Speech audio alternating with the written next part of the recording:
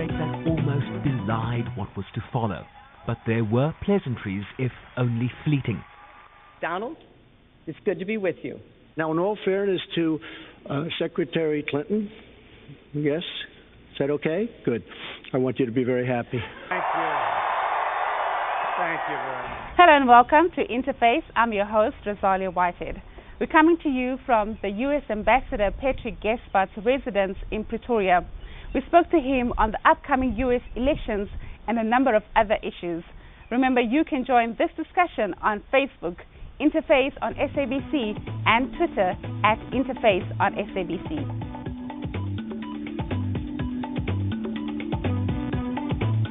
Ambassador, you are a leader in the Obama elections and you have experience with elections since 1988. To ensure victory, what should a nominee be doing at this stage of the elections? Well, I love talking about campaigns and elections, particularly elections in the United States, because it's my favorite thing. It just means that every 4 years, the entire country pauses to reflect and think about what the future might look like. It's the greatest civics class anywhere else on the planet. Over 120 million Americans will participate in this election by casting a vote, but there are also tens of thousands who are making small contributions, who are knocking on doors, who are talking to their neighbors and loved ones, and so it's a real affirmation of our values and of our democracy. I'll tell you from the point of view of somebody who's been at a strategic table in campaigns, when you get this late in U.S. elections, you want to make sure that you're not being distracted by the noise in the media, the noise on the ground, and that you are taking your message about the future directly to the American people, particularly undecided voters. Bill Clinton, whose campaign I was privileged to be a participant in 1992, Bill Clinton always said that politicians have to remember that elections are never about the past and are always about the future. And I think that both nominees for the Democratic and Republican Party right now would be well served in remembering that and speaking to the true aspirations that Americans have for the future well-being of their children. Do the polls change how people vote, and does it make a difference in how the nominees approach the elections?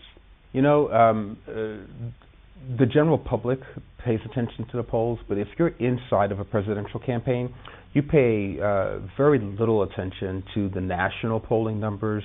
You'll pay attention to the polls that you have inside of your campaign for particular states that you know are vital and will determine the outcome. But more important than the polls, particularly in this age of hyper number crunching and hyper data, you're paying attention to the data that you have about voters and their tendencies in places that you've targeted. For instance, both campaigns right now are paying very close attention to the state of Pennsylvania.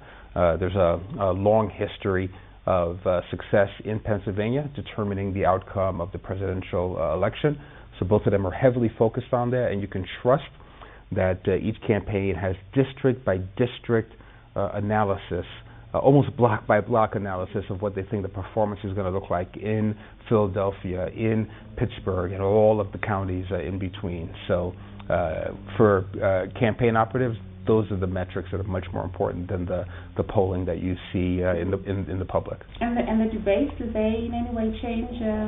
Rarely. There are definitely examples in U.S. history of times when the debate between the two national candidates has really changed the outcome of an election. Everybody remembers the historic Kennedy-Nixon debate in 1960, but there were also other important milestones. Ronald Reagan's first debate against Jimmy Carter in 1980 was of huge consequence.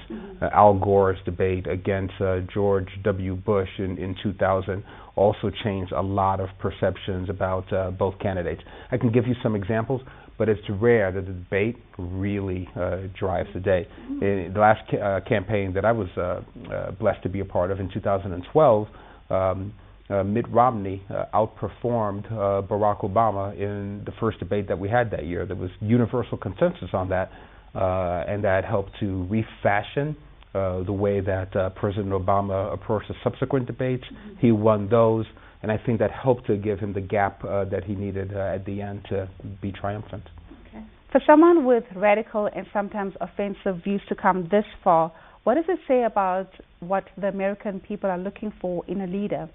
I also, if I could, want to speak to the temperature in the U.S. Right now in these elections, particularly the language that we've seen surface around women.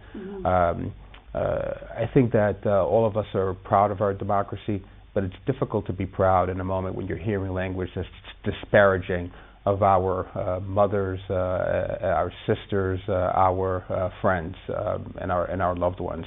The First Lady, Michelle Obama, gave a remarkable address yesterday where she elevated beyond party politics and spoke to the kind of values that we want to transmit not only to our young women, but to our sons as well, to make sure that we have a generation of Americans who are growing with a healthy spirit about the other gender and the opportunities for equality that we need to continue to advance and promote. And I hope all of us will walk away really having inculcated those lessons. Can we say the nominees are what we see? One of my political mentors, a man named David Axelrod, who is one of the architects of the Obama campaign, David Axelrod is fond of saying that when you run for the presidency of the United States, it's like taking an MRI of your soul. Our campaigns are incredibly long. When you're running for the presidency, you're out there in front of the populace for a good 2 years, and they see you at your very best, and sometimes they see you at your worst. And at the end of the day, when they go and cast that ballot, I think they do actually have a very good, true, accurate sense of the candidates, particularly in this era where we have the 24-hour news cycle, where every little word is parsed on Twitter and on Facebook.